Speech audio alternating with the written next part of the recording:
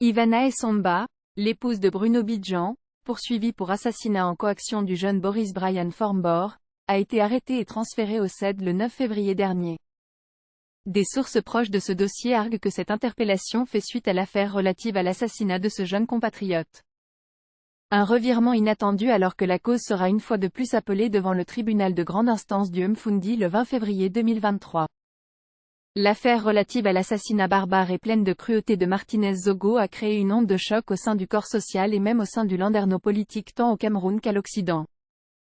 Au point où des voix se sont élevées dans plusieurs contrées pour demander justice au nom de ce brave compatriote qui avait fait de la lutte contre les prévaricateurs de la fortune publique son leitmotiv.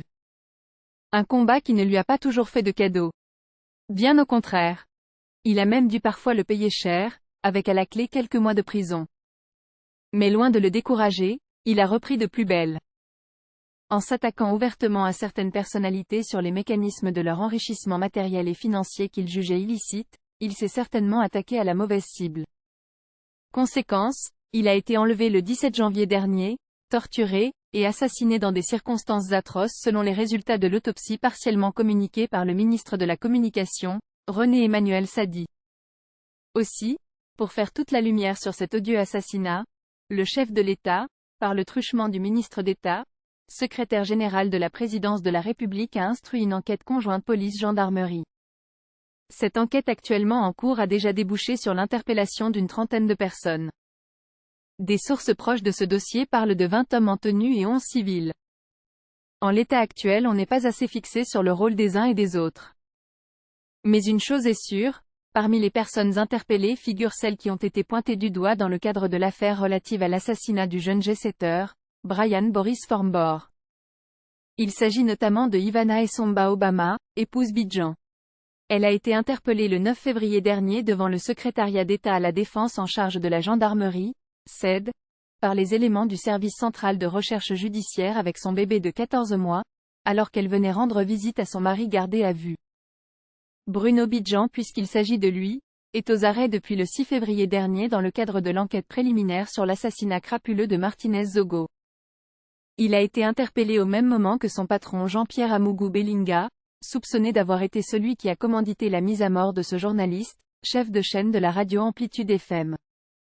Difficile pour le moment de connaître les raisons de l'interpellation de Ivana Essomba. Les enquêteurs ont-ils trouvé un lien entre les deux affaires?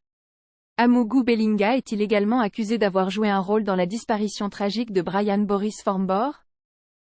Surtout qu'au lendemain de l'assassinat de ce jeune compatriote, certaines langues n'avaient pas hésité de pointer du doigt le patron du groupe Anecdote, soupçonnant une ancienne liaison amoureuse fondée ou pas entre ce dernier et Ivana Essomba qu'on disait très proche du jeune Formbor.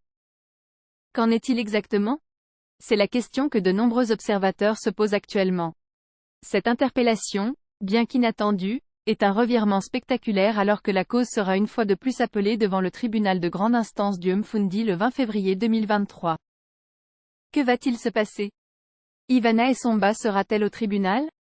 Quelle sera la réaction des juges de la collégialité? Quel sort sera réservé à ces 06 co-accusés? Les prochains jours s'annoncent déterminants pour poursuite de cette affaire. De quoi calmer un tout petit peu la maman de feu Brian Boris Formbor. Elle qui n'a de cesse de couler des larmes depuis la disparition tragique de son unique fils. D'ailleurs, se souvient-on, lors de la commémoration de la date de son anniversaire, Madame Esther Formbor, souhaitant un joyeux anniversaire à son feu cher fils qui aurait eu 30 ans le 21 novembre 2022 s'il n'avait pas été assassiné dans la nuit du 04 au 5 juin 2020, avait fait cette promesse à son défunt fils. Mon gros nounou, joyeux anniversaire. Je te promets que ta mort ne restera pas impunie. Ils vont tous payer. Même ceux qui ont entendu quelque chose qui avait trait à ton assassinat et n'ont pas parlé, vont payer.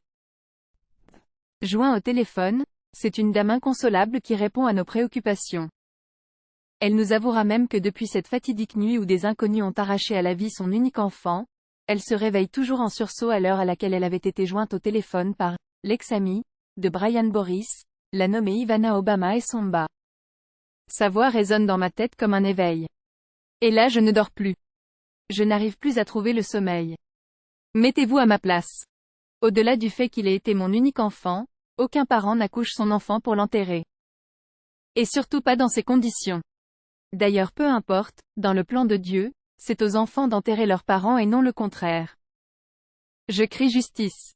Justice doit être rendue à mon nounou. Nous voulons savoir, nous tous ses proches, ce qui s'est réellement passé. Ce que mon enfant a fait pour mériter la mort, nous avait-elle avoué la voix pleine de trémolo. Voici bientôt 3 ans et demi que ce jeune compatriote bien connu des milieux de la jet-set a tiré sa révérence et de la manière la plus cruelle. Mais que s'est-il réellement passé? C'est la principale question que tout le monde se pose.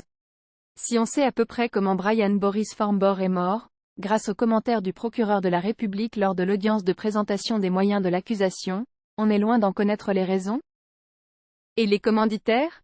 Ivana Obama et Somba, présentée comme sa petite amie au moment des faits, est accusée d'être le cerveau de cet assassinat par le ministère public et les ayants droit du jeune jet-setteur arraché cruellement à la vie à la fleur de l'âge à 28 ans seulement. Après la présentation des faits par le procureur de la République le 29 septembre 2022, la collégialité de juges a estimé que les charges étaient suffisantes pour appeler les accusés à présenter leur défense.